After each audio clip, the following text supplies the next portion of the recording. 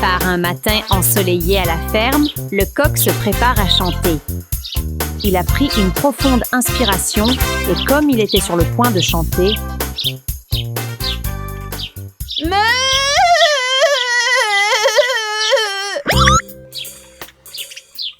soudain, un son terrible et rauque a entouré la ferme. Pendant un moment, le coq a cru qu'il avait émis ce son horrible.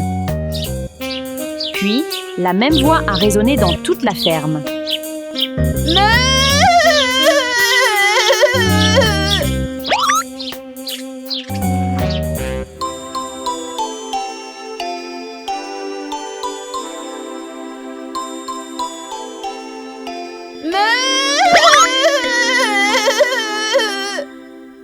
Qu'est-ce que c'est? Un tremblement de terre? Quelqu'un a besoin d'aide? C'est quoi ce bruit? Lorsque Musicien a entendu ce son désagréable, il a eu la chair de poule et a grincé des dents. Il voulait se boucher les oreilles avec du foin pour éviter d'entendre ce son.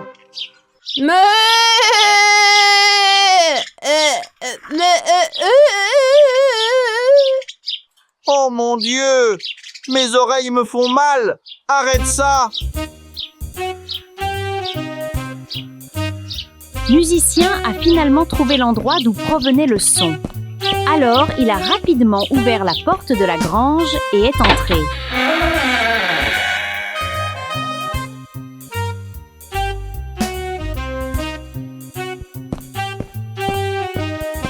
La coccinelle est aussi piégée à l'intérieur?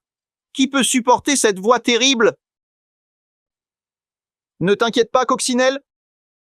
Je vais régler ça maintenant.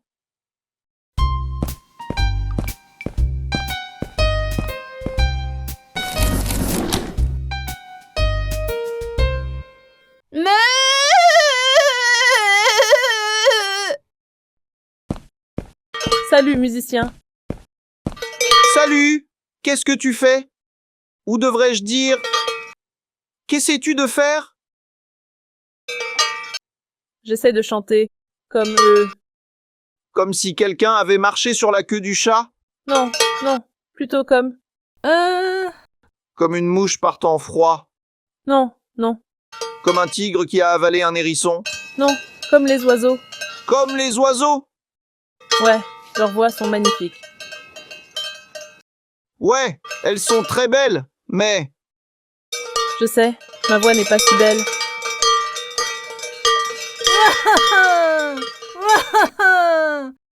Arrête!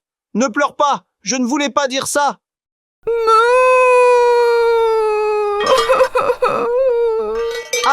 Arrête! S'il te plaît, ne pleure pas!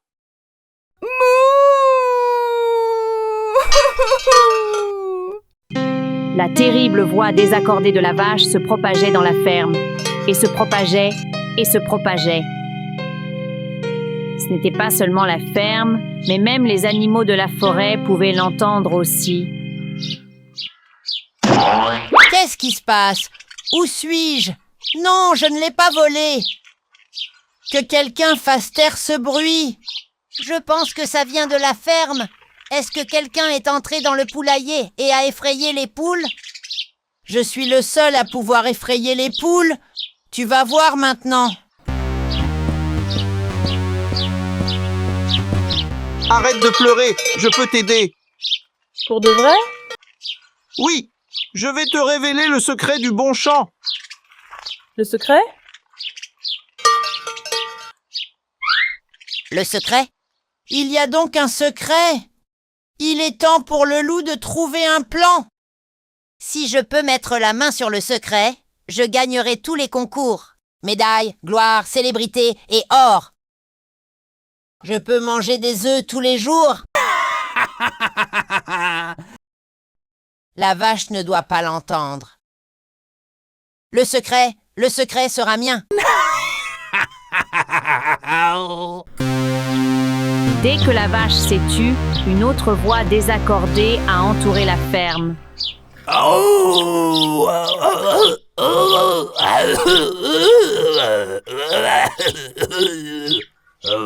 L'un se termine et l'autre commence. Qu'est-ce qui ne va pas? Le loup, qu'est-ce qui t'arrive? Je veux chanter magnifiquement, mais ma voix est terrible. Que vais-je faire? Aidez-moi, s'il vous plaît. Oh, on parlait de ça. Musicien était sur le point de m'apprendre le secret du bon chant. Partagez ce secret avec moi aussi, s'il vous plaît. Laissez-moi chanter magnifiquement, comme... Comme les oiseaux. J'allais dire comme les baleines, mais les oiseaux feront l'affaire. Ok, je vais t'apprendre aussi. Entre, assieds-toi là. Le loup et la vache étaient tous deux très excités. Vous êtes prêts? Nous le sommes. Allez, crache le morceau. Nous sommes prêts. Vous êtes prêts? Nous le sommet. Le secret d'un beau chant est... Alors que Musicien s'apprêtait à le dire, le loup a sorti des bouchons d'oreilles de sa poche et a bouché les oreilles de la vache. Et je ne pouvais pas l'entendre. Allez, dis-le. Le secret d'un beau chant est... Au moment où Musicien s'apprêtait à le dire,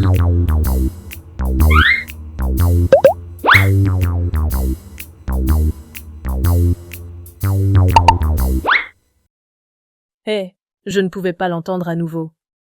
Allez, dis-moi, tu prends ton temps. Tu devrais déjà l'avoir dit. Mais si tu le fais comme ça, la vache n'entendra pas. Ok, alors dis-moi.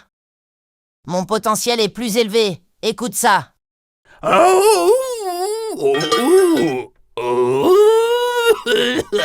Musicien s'est alors rendu compte des plans égoïstes du loup, alors il en a également élaboré un. Kurt, le loup, si tu veux, je peux te murmurer cette formule secrète à l'oreille. Oui, bien sûr. Comme ça, je serai le seul à l'entendre. Si tu veux bien chanter, Oui. tu devrais manger certains des poivrons du jardin. C'est tout? Je vais manger un tas de poivrons d'un coup. Ensuite, il y aura de l'argent, des prix et des œufs. Tu me le diras aussi? Bien sûr, la seule façon de chanter magnifiquement est de s'amuser en chantant et de ne pas penser que sa voix est affreuse. S'amuser et ne pas penser au pire? Bien sûr, il n'y a pas de meilleure voix qu'une voix heureuse et confiante. C'est vraiment juste ça? Juste ça. Si tu l'apprécies, tout le monde l'appréciera. Merci beaucoup. Merci beaucoup.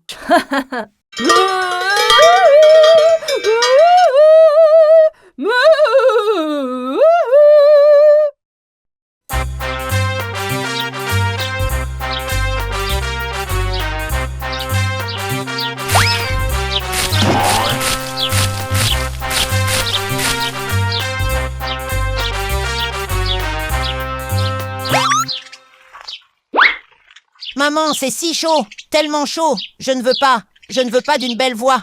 Donnez-moi de l'eau, de l'eau.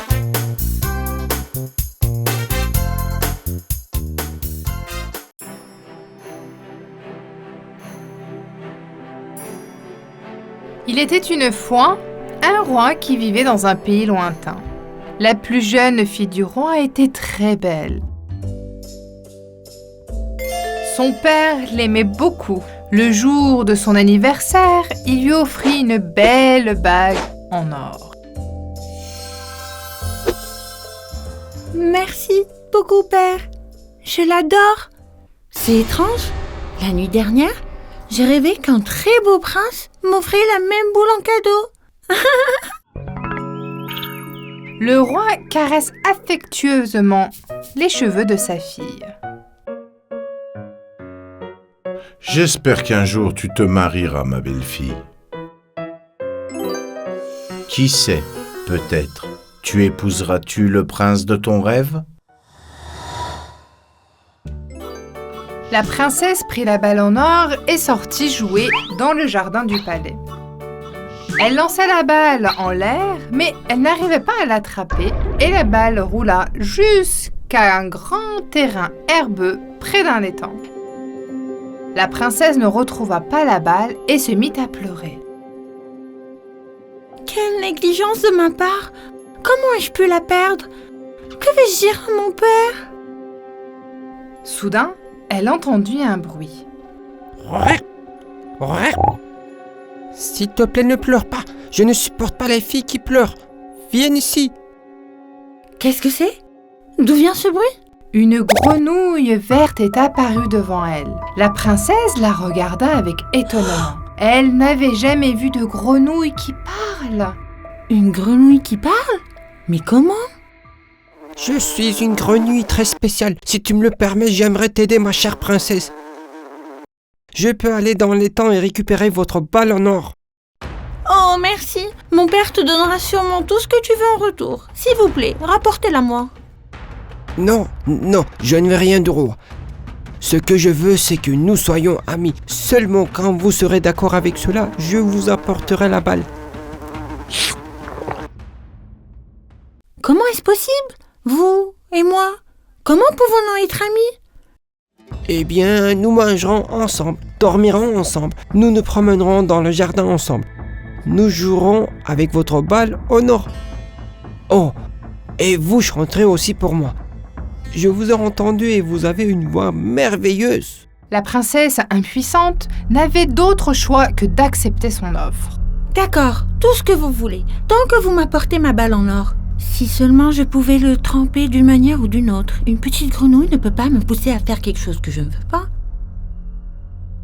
La grenouille sauta dans l'eau, prit la balle en or et la lança à la princesse. La princesse l'a attrapée, s'est retournée et a commencé à courir vers le palais. Elle ne voulait pas attendre la grenouille. La grenouille restait là, à regarder la princesse courir. Le lendemain, alors que la princesse prenait son petit déjeuner avec son père, la grenouille entra en sautillant par une des portes ouvertes et sauta sur la table. Bonjour, votre majesté. Pour ma princesse. J'espère que tu vas tenir ta promesse, belle princesse. Je suis venu pour prendre le petit déjeuner avec toi. Cette grenouille parle. Qu'est-ce qui se passe, ma chère? De quelle promesse cette grenouille parle-t-elle? Oui, mon père, c'est une grenouille qui parle. J'ai aussi été choquée quand je l'ai vue près de l'étang hier. La balle en or que tu m'avais offerte est tombée dans l'étang. Cette grenouille l'a récupérée pour moi. En effet, votre majesté. En retour, la princesse a promis d'être mon amie. C'est pourquoi je suis ici. S'il vous plaît, pardonnez-moi. Alors, tu devrais tenir ta parole, ma chère. Immédiatement, un autre ensemble de plats a été mis sur la table et ils ont pris le petit déjeuner ensemble.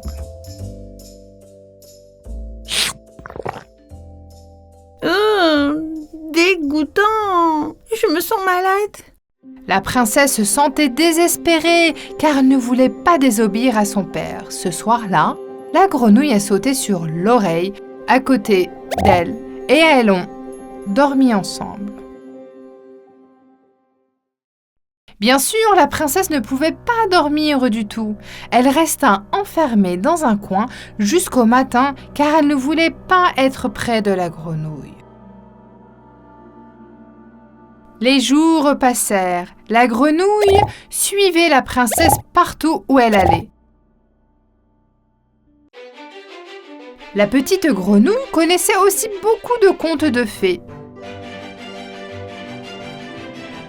La nuit, elle racontait des contes à la princesse et le jour, en se promenant dans le jardin, elle mettait des fleurs qu'elle ramassait sur les cheveux de la princesse.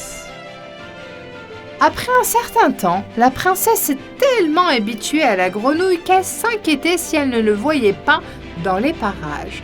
Elle commença à tomber amoureuse de lui. Une nuit, la grenouille dit: Ce soir, c'est à ton tour de me raconter un conte de fées et de me chanter une berceuse.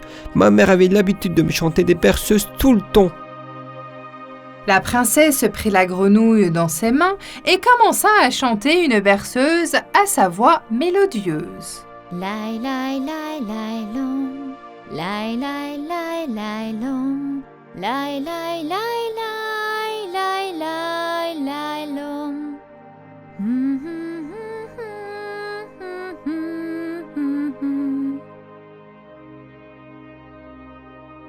Quelques larmes coulèrent des yeux de la grenouille. Quand la princesse vit combien son amie était triste, elle lui donna un baiser sur la joue. Soudain, la grenouille se transformant en un beau jeune homme. Le prince se leva et dit à la princesse qu'il était vraiment ce qu'il était arrivé. Une méchante sorcière m'a transformé en grenouille. Le seul moyen de briser la malédiction était qu'une belle fille m'embrasse. Grâce à toi, la malédiction a été brisée. Princesse, voulez-vous m'épouser ? La princesse était encore sous le choc. Essayant de comprendre ce qu'il venait de se passer, elle réalisa alors qu'il était le prince et qu'il avait offert la boule d'or dans son rêve. Je n'arrive pas à y croire. Bien sûr, je vais le faire. Allons dire à mon père. Ils se rendirent immédiatement chez le roi et lui racontèrent ce qui s'était passé. Le roi était lui aussi sous le choc, mais il était aussi très heureux que sa belle fille épouse le prince de ses rêves. La princesse et le prince vécurent heureux toute leur vie. Il était une fois, dans une forêt, vivait une famille de souris. Ils formaient une très grande famille. Le plus petit des souriceaux, Mu, était très différent de ses frères et sœurs. En effet, sa fourrure marron clair et ses yeux noirs profonds lui donnaient un charme fou. Malheureusement, il était très timide à cause de son apparence et cela le contrariait. Pourquoi ne suis-je pas gris et noir comme mes frères et sœurs? Je suis petit et je suis faible. Comment puis-je me protéger dans la forêt? Ah, oh.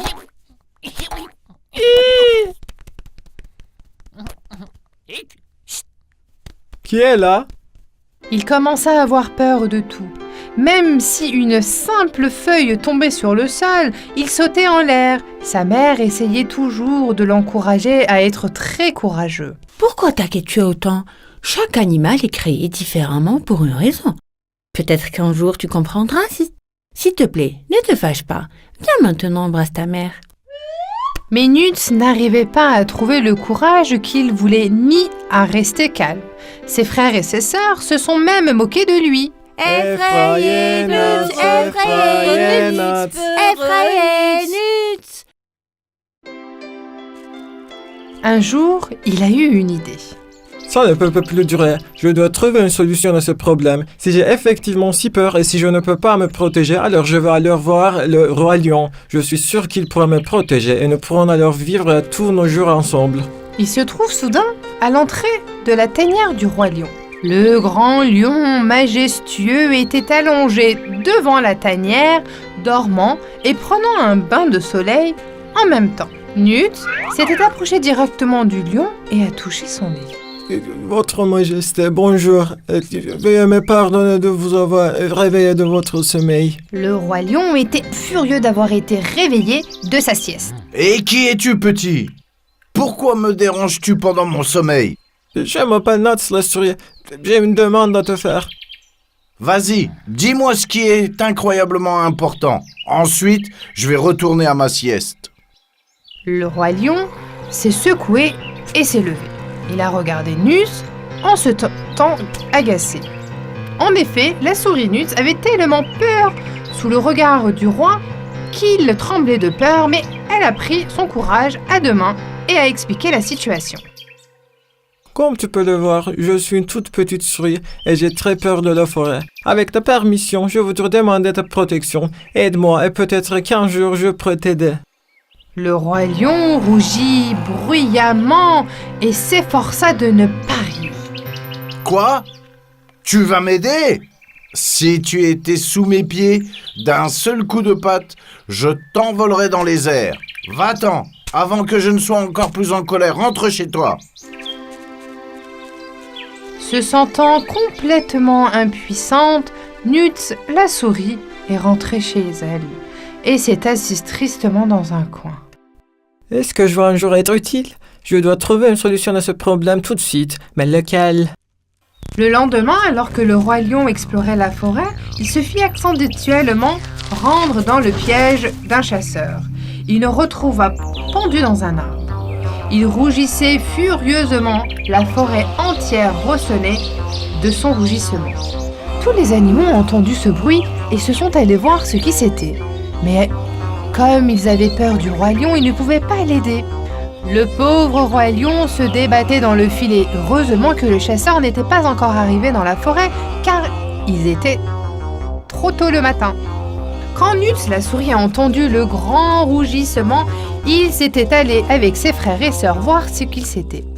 Il était incroyablement bouleversé par ce qu'il voyait. Soudain, il a trouvé une solution. Bien qu'il soit petit, il était aussi très intelligent. Il courut vers l'arbre auquel était suspendu le lion. Hey, Nuts, où vas-tu? Ne t'approche pas de lui! Nuts la souris a grimpé sur l'arbre et a rongé le filet. Qu'est-ce qu'il fait? Il doit être Il fou. doit être fou! Allez mes frères et sœurs, venez m'aider. Si nous rangeons tous ensemble le filet, nous pourrons sauver le lion avant l'arrivée des chasseurs. Tous ses frères et sœurs ont sauté sur le filet et l'ont déchiré. Tous les autres animaux se sont cachés derrière les arbres, sauf Nuts, la souris, bien sûr. Le roi lion s'est approché de Nuts, la souris.